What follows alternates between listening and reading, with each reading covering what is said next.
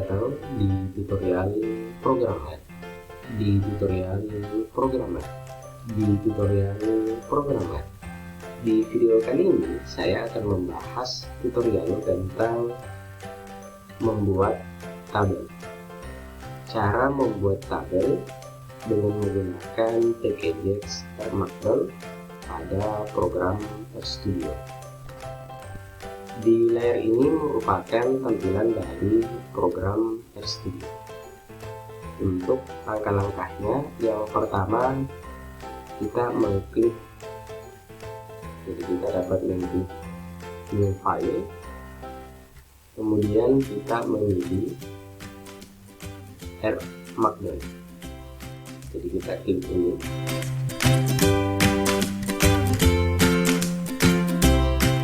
Kemudian kita memilih atau mengklik Markdown. Setelah kita mengklik Markdown akan tampil seperti di layar atau bawaan dari Markdown. Jadi terdapat title, kita dapat menuliskan judul, kemudian author, dapat menuliskan nama, kemudian data, kita dapat menuliskan tanggal, bulan dan tahun. Kemudian outputnya kita dapat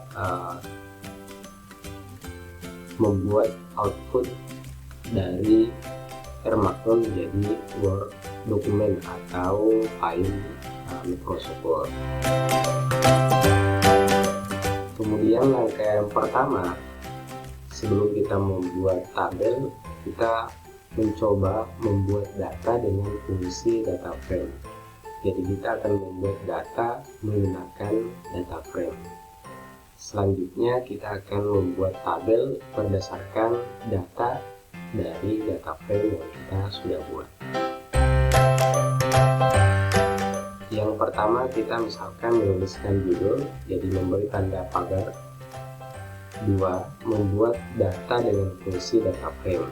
Jadi misalkan judulnya adalah membuat data dengan fungsi data frame. Di bawah judul ini merupakan tampilan dari embed kode dari programmer atau RStudio. Jadi untuk menambahkan atau untuk menampilkan embed kode, kita dapat mengklik insert. Kemudian kita memilih atau mengklik add. Jadi akan tampil seperti di layar. Kemudian untuk membuat nama atau menuliskan nama, misalkan membuat data, kita dapat mengklik fungsi ini. Kemudian kita dapat menuliskan namanya. Selanjutnya kita bisa mengklik apply. Kemudian untuk simbol ini merupakan arahnya.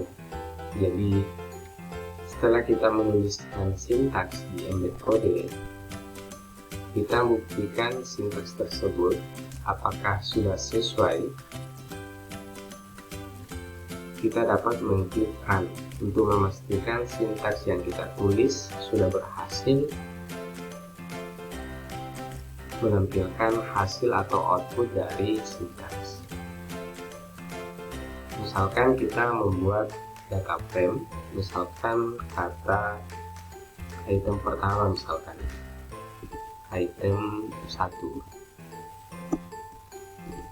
kemudian menuliskan fungsi membuat data dikotomi, misalkan 10, 1,0, 1 misalkan ya. Kemudian item kedua, misalkan item 2,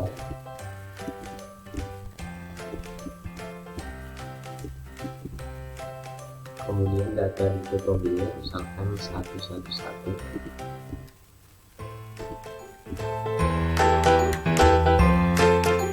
Selanjutnya sintaks membuat data frame. Jadi misalkan namanya adalah kata item misalkan. Kemudian tuliskan kata data frame. Jadi sifat dari program RStudio adalah interaktif. Jadi ketika kita menuliskan kata data akan muncul beberapa pilihan dengan tulisan atau kata data. Jadi kita pilih kata data frame. Kemudian dalam kurung kita menuliskan kata item 1.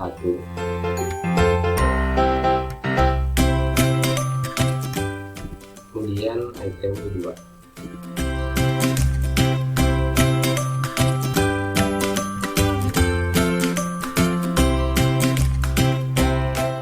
Selanjutnya kita menuliskan kata print untuk menampilkan output atau hasil dari kata item. Jadi nama datanya adalah item. Jadi ini contoh ya.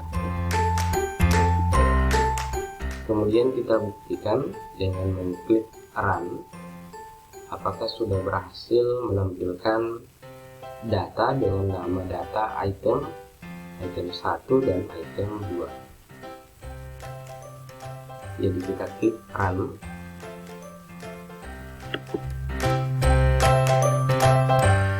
Sementara proses.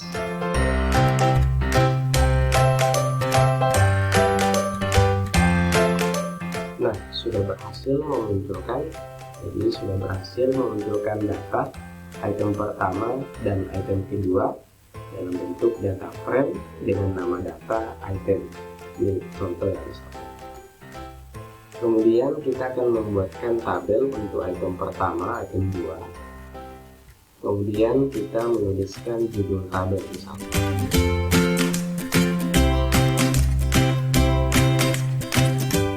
Jadi judulnya misalkan membuat tabel.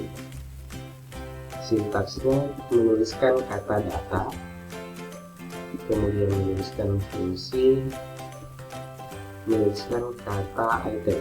Jadi item ini merupakan kata data atau data dari item pertama dan item kedua berdasarkan data frame yang kita sudah buat. Kemudian sintaks keduanya kita menuliskan kata need, kemudian memberi titik 2 sebanyak 2 kali, kemudian menuliskan kata table. Selanjutnya dalam kurung menuliskan kata data, kemudian koma. Selanjutnya menuliskan judul dengan menuliskan kata caption.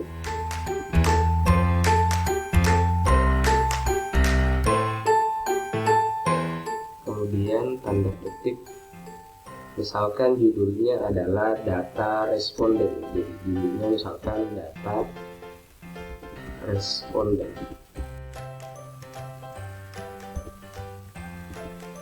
Kita coba klik run. Sementara proses. Nah, sudah berhasil memunculkan tabel dari item pertama dan item kedua. Kemudian judulnya atau captionnya adalah data responden. Di sini kurang huruf N ya. Kita coba tambahkan N.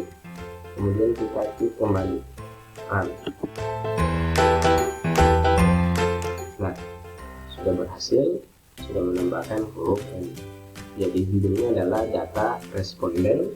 Kemudian untuk tabelnya di item pertama dan item kedua. Cukup sekian untuk tutorial kali ini. Nantikan tutorial selanjutnya. Semoga channel ini bermanfaat. Terima kasih.